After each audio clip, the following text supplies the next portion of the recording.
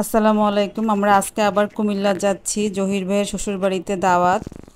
তো যেহেতু আজকে ওয়ার্কিং ডে, অফিস থেকে ছুটি নিয়েই যাচ্ছি। সবাই যেহেতু যাচ্ছে, মিস করলাম না।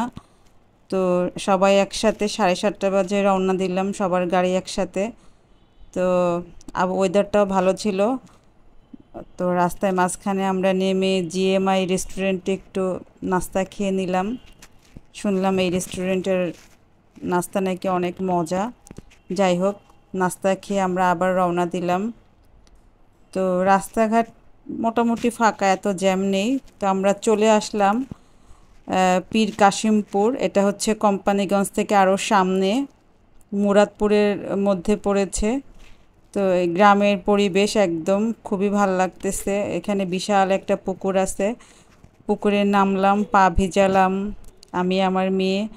এরপরে একটু পরে দেখলাম যে পুকুরের মাছগুলো কিলবিল করতেছে, কারণ ওদেরকে খাবার দেওয়া হয়েছে। যথারীতি পুকুরে গোসল করতে সবার নামা, কারোর আর সহ্য হচ্ছে না গরমের মধ্যে। আমার ছেলে মেয়ে তো আগেই নামছে, আমিও একটু নেমে সাঁতার কাটার চেষ্টা করলাম। গোসল করে এবার দুপুরের আয়োজন। ভাবি অনেক কষ্ট করে অনেক কিছু রান্না করেছে, খুবই মজার মজার খাবার। কচু শাক, গরুর মাংস, মুরগির কোরমা, মাছ ভাজি, এবং সে নিজে হাতে দই পাতিয়েছে। খাওয়া দাওয়া শেষ করে বিকালে ভাবিদের পুরান বাড়ি দেখতে গেলাম। একদম প্রাকৃতিক পরিবেশ, চোখ জুড়িয়ে যায়, এত সবুজ। এখানে এসে দেখলাম পাতাকপির বাগান। ওখান থেকে ঘুরে এসে বিকালে আবার নাস্তা দিল, বিভিন্ন রকমের পিঠা, ফল।